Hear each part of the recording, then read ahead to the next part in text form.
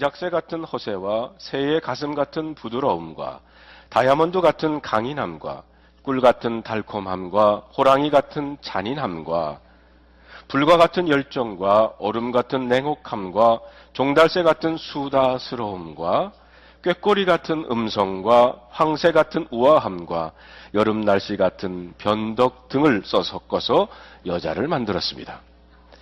이렇게 여자를 만들어서 남자에게 데려갔더니 남자의 눈에 어찌 그리 아름다운지 여자를 옆에 끼고서는 아주 신나게 숲속으로 사라졌답니다.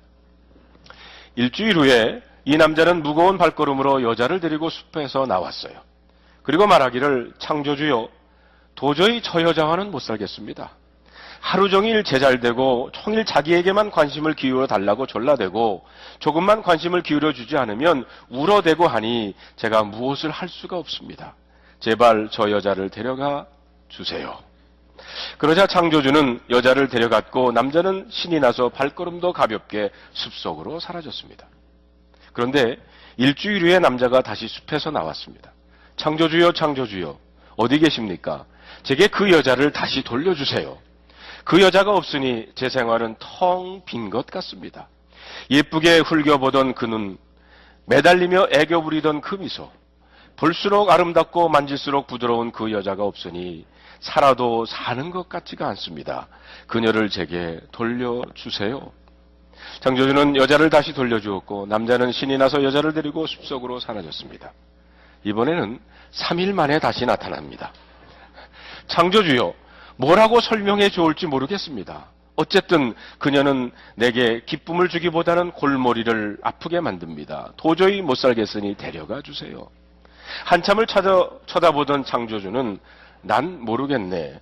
없으면 못 살겠다고 하고 있으면 더 못 살겠다고 하니 난 모르겠네 하며 등을 돌려버렸답니다. 그러자 남자는 아이고 내 팔자야, 이것을 어떻게 한담 하면서 여자를 데리고 무거운 발걸음으로 숲속으로 사라지고 말았습니다. 이처럼 부부 사이의 갈등은 태초부터 있었다는 것입니다. 몇 년 전에 제가 한국을 방문하면서 한 번은 서울역 앞에서 택시를 탔어요. 그랬더니 그 택시 기사가 제게 뭐 하시는 분이십니까? 라고 묻더라고요. 그래서 목사입니다. 그랬더니 그때부터 제 얘기 좀 들어보세요 하시면서 이 기사 아저씨가 72살 나신 분인데 25년 전에 첫 부인과 사별을 하셨어요. 그리고는 초등학교 사내아이 가진 여자와 만나서 재혼을 한 겁니다. 그래서 그 아이를 친아들처럼 키워서 대학도 보내고 이제는 좋은 직장까지 얻어서 결혼도 했습니다. 자기 친자식 둘은 아직 결혼을 못했다고 그랬어요. 그런데 그 아내와 이혼한 지 아직 1년이 못 되어 오는데 같은 택시업 하는 후배와 서로 눈이 맞아서 사귄다는데 어떻게 했으면 좋냐고 제게 묻는 겁니다. 그러면서 방송에 낼까요? 아니면 아들에게 가서 이야기를 할까요? 제가 집에 도착할 때까지 계속 쉬지 않고 얘기를 하는 거예요. 그래서 제가 얼마나 마음이 아프세요. 그래도 용서하세요. 그것이 이기는 길입니다. 이렇게 말씀을 드렸습니다. 요즘 한국에도 황혼 이혼이라는 게 많아졌고요. 그리고 졸혼, 혼인을 졸업식 한다고 그래요. 네. 그 다음에 휴혼, 잠깐 쉰답니다. 이런 것도 생겼다고 합니다. 이렇게 세대를 초월해서 나이를 초월해서 부부 사이의 충돌을 피할 길이 없다는 겁니다. 5월은 가정의 달입니다. 5월 5일은 어린이날이고 5월 8일은 어버이날이고 5월 15일은 무슨 날이죠? 스승의 날이고 그리고 5월 셋째 월요일은 한국에서는 성년의 날. 그래서 19살이 성년인데 같이 19살이 되면 축하한다고 그랬어요. 오늘이 5월 21일인데 오늘이 무슨 날인지 아십니까? 부부의 날입니다. 네. 그래서 한국에서는 부부의 날로 지켜요. 네. 오늘 신집사님만 아시네, 신권사님. 네. 그래서 5월 첫째 주일은 가정의 회복을 위해서 가정의 중요성과 자녀 교육의 중요성에 대해서 말씀을 드렸고요. 지난주 둘째 주일은 어머니 주일로 공경의 회복에 대해서 말씀을 나눴습니다. 그래서 오늘은 부부의 날로 부부의 조화에 대해서 말씀을 드리려고 합니다.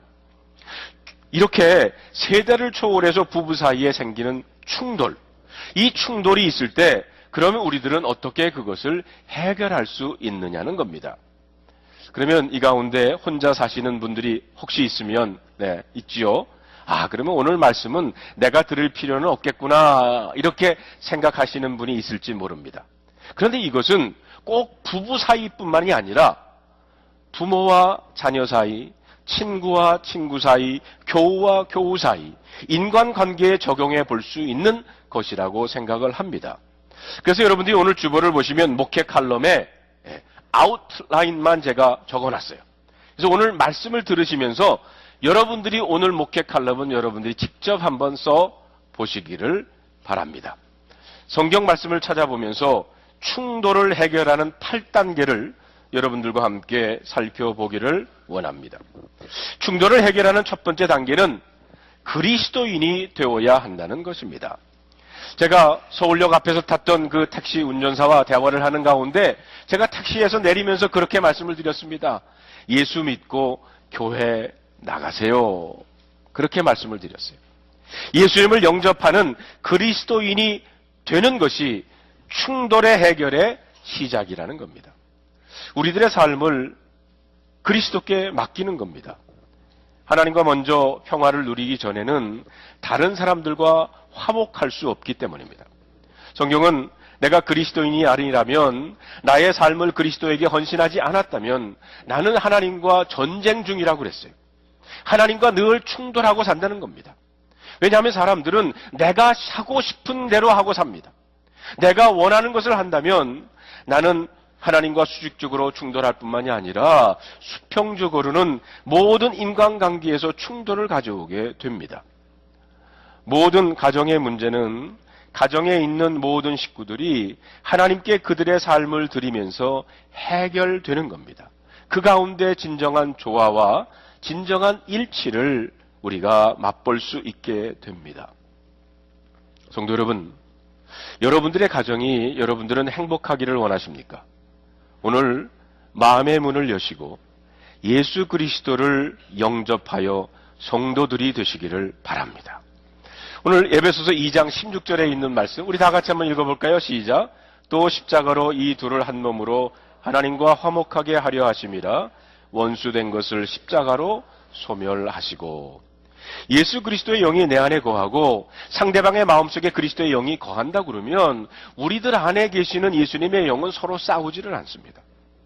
예수님을 내 안에 모시기 전에는 충돌이 생기면 그것은 상대방의 잘못이라고, 그건 너 때문이야 이렇게 얘기를 합니다. 그러나 그리스도인이 되어서 성령님이 내 안에 계시면 성령님께서는 이웃과의 관계 속에서 올바른 관계를 맺어야 되고 또 올바른 관계를 맺을 수 있는 능력을 성령님께서는 우리에게 주실 줄로 믿습니다. 둘째로 하나님께 충돌에 대해서 이야기를 해야 합니다. 내가 성난 사람과 이야기하기 전에 혹은 화가 난 마음을 상대방과 이야기하기 전에 먼저 하나님께 그 다툼에 대해서 이야기해야 한다는 겁니다. 다시 말하면 그 문제를 가지고 기도하라는 겁니다. 야고보서 4장 2절에 있는 말씀, 우리 오늘 본문에 있는 말씀입니다. 다 같이 다시 한번 읽어볼까요? 시작. 너희가 욕심을 내어도 얻지 못하여 살인하며 시기하여도 능히 취하지 못함으로 다투고 싸우는도다. 너희가 얻지 못함은 구하지 아니하기 때문이요. 여러분, 구하지 아니하기 때문이다. 거기다가 한번 크게 한번 써놓으세요. 우리가 경험하는 대부분의 충돌은 하나님께서 해결해 주셔야 할 것인데 그것을 하나님께 구하지, 기도하지 않았다는 겁니다.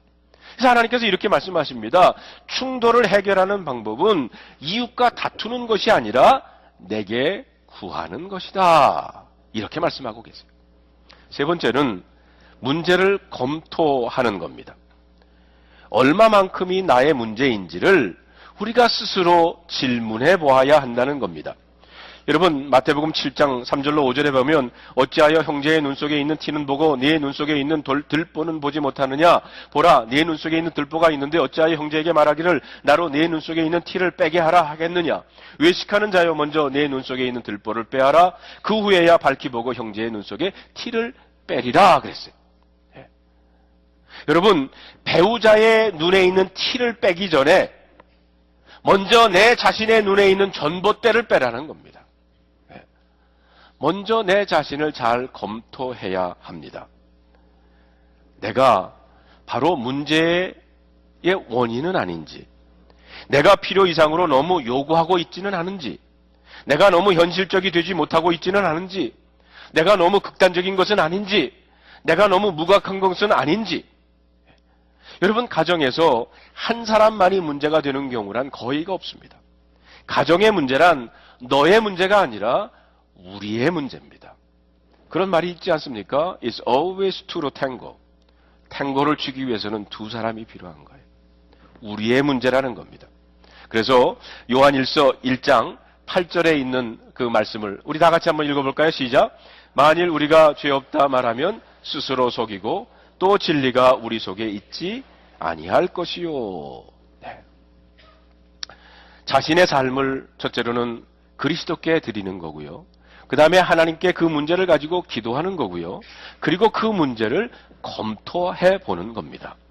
이렇게 세 가지를 한 후에 충돌을 하기 전에 이제 대화를 해야 됩니다. 그래서 네 번째가 평화스럽게 대화할 계획을 세우는 겁니다. 문제를 다루기 위해서 서로 앉아서 얼굴을 맞대고 대화를, 이야기를 하는 거예요. 여러분, 우연히 충돌이 문제가 해결되는 적은 거의 없습니다. 제가 결혼 초에는 이것을 참 못했어요. 저는 충돌을 하기 싫기 때문에 일부러 피합니다. 그래가지고 저의 동굴로 들어가 버리는 거예요.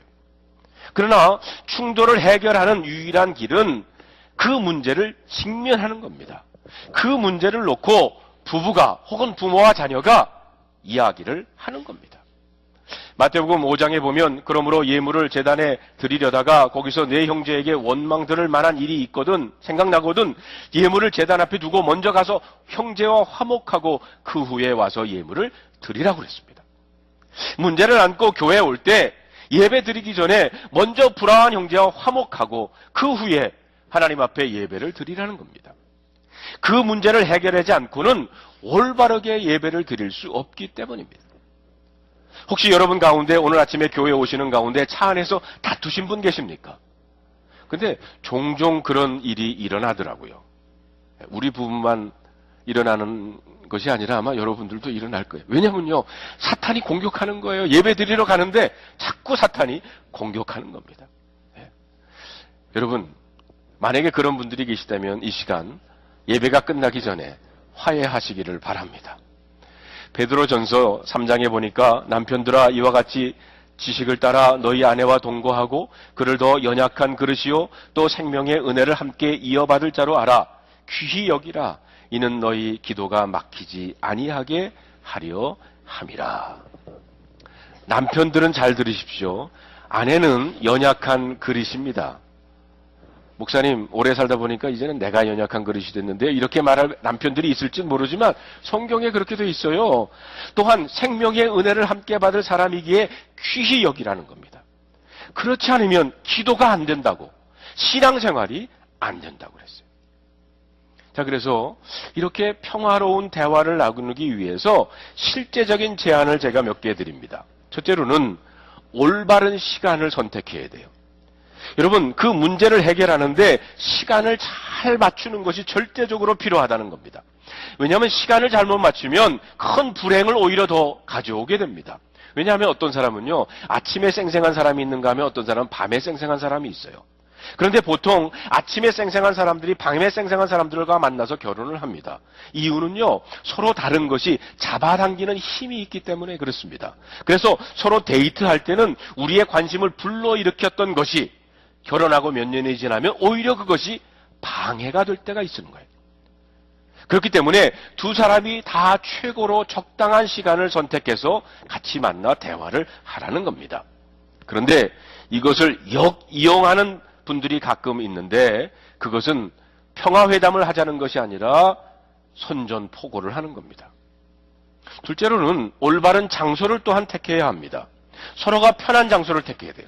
자녀들로부터 방해받지 않고 전화로부터 방해받지 않는. 그래서 어떤 부부들은요, 싸울 때는, 우리가 대화를 할 때는 차를 타고 멀리 나간대요. 왜냐하면 집에는 어머니 아버지도 계시고 애들도 있기 때문에 밖에 나가서 둘이 편한 곳에서 이야기를 한다는 겁니다. 그리고 세 번째는 만나기 전에 기도하라는 겁니다. 먼저 하나님 앞에 기도하라는 거예요. 하나님, 제가 이제 제 아내와 제 남편과 또 이 사람과 만나서 얘기를 하게 될 텐데 하나님, 이 문제를 잘 해결해 주십시오. 이렇게 기도하라는 겁니다. 자, 우리의 충돌을 해결하는 다섯째 단계는 다투기 전에 기본 원칙을 서로 정하라는 겁니다. 그래서 결혼 생활 가운데 공정하게 다투기 위해서 7가지 법칙을 제가 거기 써놨죠. 영어로 첫자가 다 C로 시작이 됩니다. 첫 번째로는 don't compare. 서로 비교하지 말라는 겁니다. 여러분, 남자는요, 언제 결혼에 대해서 후회하는 줄 아십니까? 처음으로 후회하는 순간이 결혼식장에서 예식을 마치고 친구들과 기념 촬영할 때라고 그래요. 그동안 결혼식을 치르나 정신없어서 몰랐다가 정신을 차리고 보니까 신부의 친구들 가운데 신부보다 훨씬 예쁘고 아름다운 여자가 있다는 것을 발견하게 될 때. 그래서 요즘은요, 신부들이 친구들 가운데 자기보다 예쁜 애들은 부르지 않는다고 그래요. 마찬가지로 여자들도 결혼에 대해서 후회하는 순간이 있습니다. 솔직히 말해서 여자가 결혼에 후회하는 순간이 남자보다 빠르다고 그럽니다. 여자가 결혼에 대해서 후회하는 순간은 남자들로부터 청혼을 받을 때 그 순간이라고 그래요. 남자들은 대개 청혼을 하면서 여자에게 반지를 주지 않습니까? 바로 그때 여자의 마음속에 혹시 다른 남자는 이것보다 더 크고 비싼 반지 주지 않을까? 이런 얄궂은 그런 비교 의식이 생긴다는 것입니다. 비교하는 것 불공평합니다. 두 번째로는 don't curse. 결코 저주하지 말라는 겁니다. 여러분, 말할 때 당신은 이렇게 하면서 당신은이라는 말보다 여러분, I 메시지라는 거 들어보셨죠? 나로부터 시작을 하는. 나는 이렇게 생각해. 나는 당신이 이럴 때 도와줬으면 좋겠어. 나는 이런 필요가 있어. 이렇게 얘기하는 것이 훨씬 더 대화를 부드럽게 연다는 겁니다. 세 번째는 don't command. 결코 명령하지 말라는 겁니다. 내가 명하노니 내가 말한 대로 해라. 이렇게 사는 남자들은 우리 교회는 없기를 바랍니다. 여러분, 절대로 힘으로 논쟁을 끝내려고 하지 마세요. 네 번째로 don't challenge. 결코 도전하지 말라는 겁니다. 여러분, 우리 어릴 때 생각해 보면 누가 선을 긋고 넘어오지 말라 그러면 긋고 선 꼭 넘어가지 않아요. 그래서 꼭 무슨 일이 일어나는지 봅니다. 왜? 반항적인 것이 우리 인간의 본성이기 때문에. 다섯 번째로 don't contempt. 결코 상대방을 업신여기지 말라는 거예요. 상대방을 깎아내리지 말라는 겁니다. 편견을 가지고 판단하지 말라는 거예요. 여섯 번째로 don't contradict. 결코 상대방의 말을 반박하지 말라는 겁니다. 꼭 말하는데 자르고 들어오시는 분들이 있어요. 보통 사람들은요, 1분간에 150단어를 말할 수 있고 반면에 650개의 단어를 들을 수 있답니다. 여기서 1분에 500단어의 지루함이 생긴다는 거예요. 그 말은 우리가 상대방의 이야기를 들을 때에 이미 내가 무엇을 말할 것인가 생각하다 보니까 그 사람이 무슨 얘기를 하는지 다 듣지를 못해요. 그리고 자르고 들어갑니다. 일곱 번째로 don't confuse. 결코 혼돈하지 말라는 겁니다. 어떤 문제를 가지고 대화를 하는데 몇 년 전에 일어났던 얘기, 이 문제는 전혀 상관도 없는 얘기 꺼내다가 이야기하는 거예요. 당신 옛날에 그랬잖아. 그러면서 다른 얘기를 또 끄집어냅니다. 여러분, 어떤 문제를 가지고 얘기할 때는 결코 혼돈하지 말라는 겁니다. 이런 기본 규칙을 가지고 서로 대화하라는 거예요. 여섯 번째로 충돌을 해결하는 여섯 번째 단계는 초점을 바꾸라는 겁니다. 관심의 대상을 자신으로부터 다른 사람에게 바꾸라는 거예요. 여러분, 빌립보서 2장 4절로 5절에 있는 말씀, 우리 다 같이 한번 읽어볼까요? 시작. 각각 자기 일을 돌아볼 뿐더러 또한 각각 다른 사람들의 일을 돌보아 나의 기쁨을 충만하게 하라. 너희 안에 이 마음을 품으라. 곧 그리스도 예수의 마음이니. 여러분, 예수님의 마음이 어떤 겁니까? 자기 자신이 최고라고 하는 것이 아니라 다른 사람을 돌보는 태도가 예수님의 마음입니다. 여기 돌보아준다라고 하는 말에 빨간 줄 크세요. 헬라어로 보면 이 말이 스코푸스라고 하는 단어를 썼는데 여러분 망원경 텔레스코프라고 그러죠. 그 다음에 현미경 마이크로스코프라고 합니다. 여기서 파생된 말입니다. 즉 나와 충돌하고 있는 상대방이 필요한 것을 먼저 잘 살펴준다는 겁니다. 화해의 협상을 할 때에 이런 질문을 해보세요. 상대방이 현재 필요한 것이 무언가? 대화의 초점을, 생각의 초점을 나에게서 상대방에게로 바꾸는 겁니다. 7번째로 조언을 구하는 겁니다. 대화를 해봐도 안 될 때가 있죠. 그러면 전문가의 도움을 구해야 됩니다. 여러분, 우리가 삶의 여러 분야에서 우리들은 전문적인 도움을 구합니다. 건강상의 문제가 있으면 전문가인 의사를 찾아가서 조언을 구합니다. 법적인 문제가 있으면 변호사를 찾아가고요. 경제적인 문제가 있으면 CPA나 경제 전문가를 찾아갑니다. 인간관계에 있어서 문제가 있으면 상담가의 도움을 청해야 된다는 거예요. 특별히 크리스찬 상담가의 도움을 받아야 합니다. 여러분, 이런 일 결코 부끄러운 거 아닙니다. 경제적인 파산 직전에 있을 때 내 스스로가 한번 해결해 보겠습니다. 여러분, 그렇게 얘기하십니까? 나는 암에 걸렸는데 나 혼자 한번 해결해 보겠습니다. 여러분, 그렇게 말하십니까?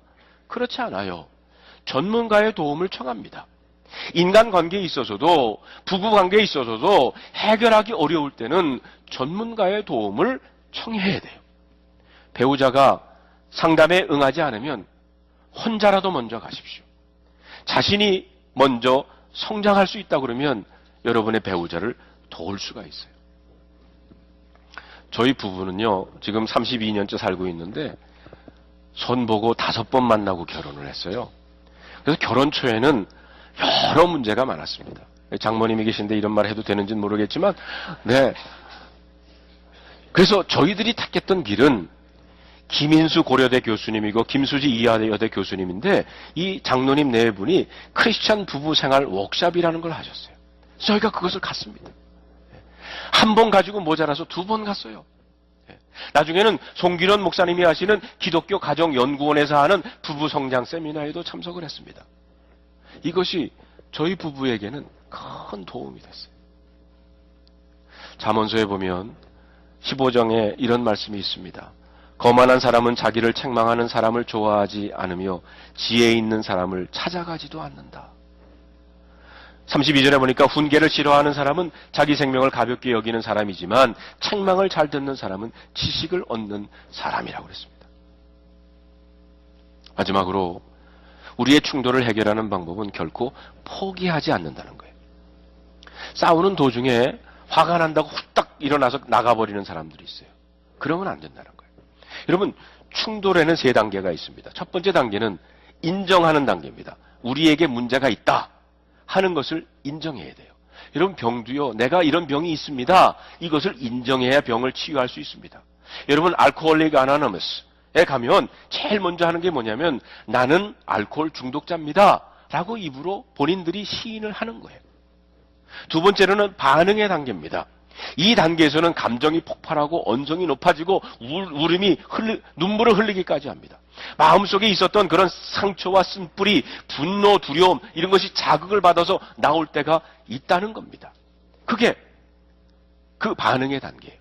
그 다음에 3번째가 해결의 단계로 들어가야 되는데 많은 경우의 가정들이 이 2번째 단계를 지나가지 못한다는 거예요.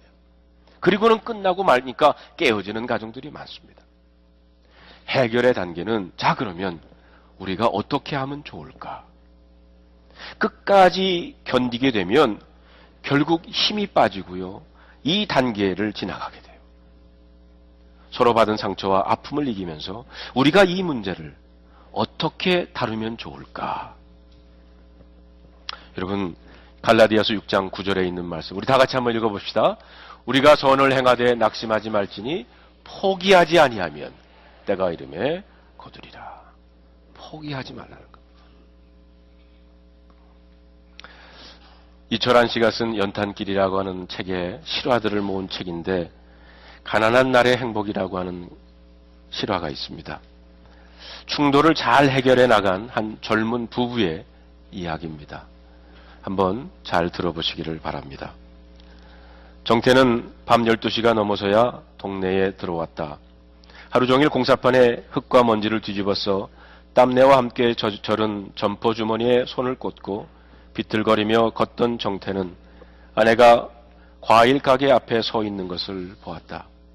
아내는 빨갛게 살오른 딸기를 물끄러미 바라보다가 어두움 속에서 남편을 발견하고는 달려와 팔짱을 끼웠다.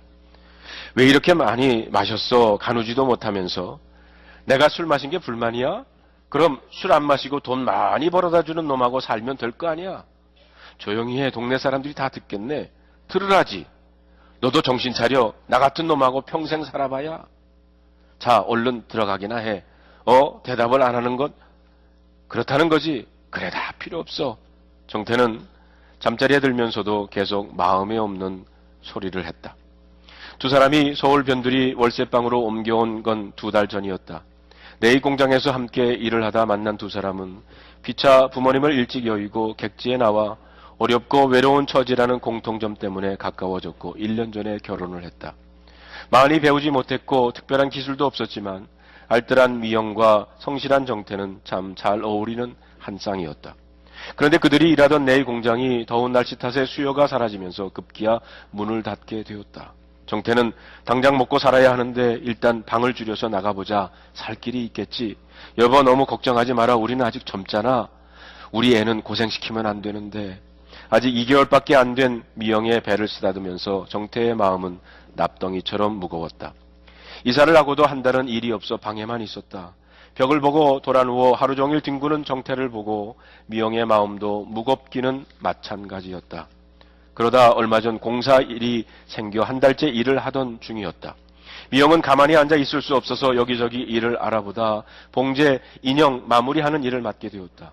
하루 종일 눈이 시리도록 붙들고 있어도 10,000원도 채 안 되는 수입이었지만 미영은 감사했다. 그런데 정태는 사정이 좀 달랐다.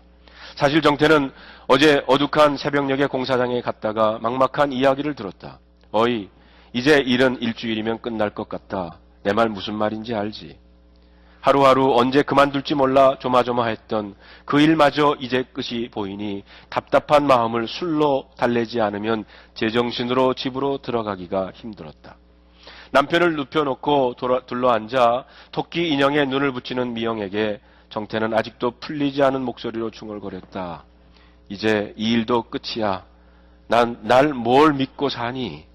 나 같은 놈 뭘 믿고 살아? 미영이 이렇게 대답한다. 그러지 마 여보. 우리 아기가 들어. 당신은 진짜 행복이 뭔지 알아? 어느 소설 중에 가난한 부부가 서로 선물을 하고 싶은데 돈이 없어서 남편은 시계를 팔아 아내의 머리핀을 사고 아내는 머리를 잘라 남편의 시계줄을 샀다는 얘기. 난 그 얘기 생각할 때마다 눈물이 나. 가난한 건 불편한 거지 불행한 게 아니야. 왜 그걸 몰라? 미영은 철없이 방황하는 정태가 야속하고 가엾다는 생각에 왈칵 눈물이 고였다. 슬며시 고개를 돌린 정태는 아내의 뒷모습이 그렇게 애처로울 수가 없었다. 두 사람의 마음을 아는지 모르는지 어느덧 창문으로 새벽이 밝아오고 있었다. 그날 이후 며칠 동안 정태는 술을 마시지 않았다. 정태는 벽돌을 나르면서도 며칠 전 아내가 훌쩍이며 했던 이야기가 자꾸 떠올랐다. 해가 떨어지자 공사장의 일꾼들도 마무리 준비를 했다. 수건으로 땀을 닦고 먼지를 턴 정태는 서둘러 시장으로 갔다. 정태는 유아용품 가게에 둘러 아기 목욕통과 아기 신발을 샀다.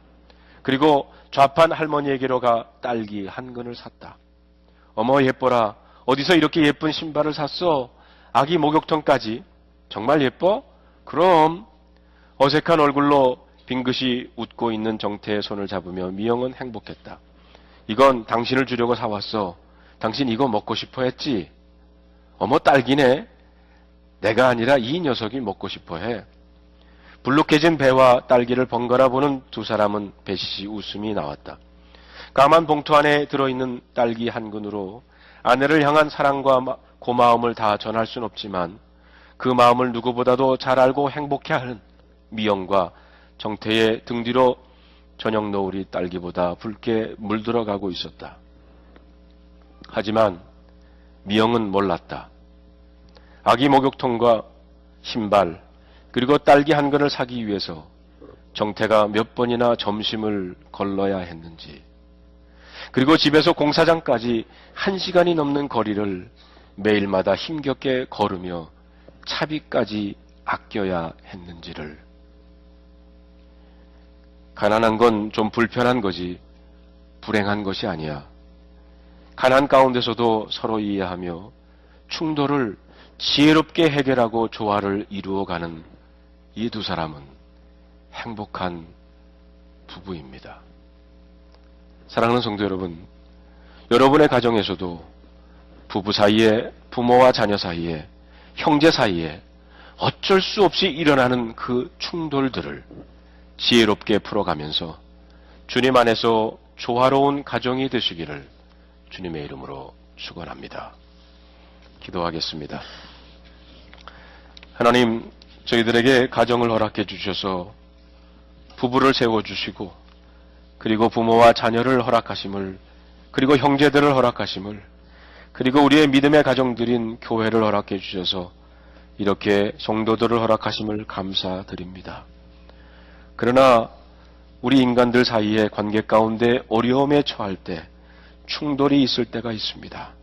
그럴 때마다 하나님께서 주시는 지혜를 가지고 그 충돌을 잘 극복해 나아가는 그런 건강한 가정이, 건강한 교회가 되게 하여 주시옵소서. 우리 주 예수 그리스도의 이름으로 간절히 기도하옵나이다.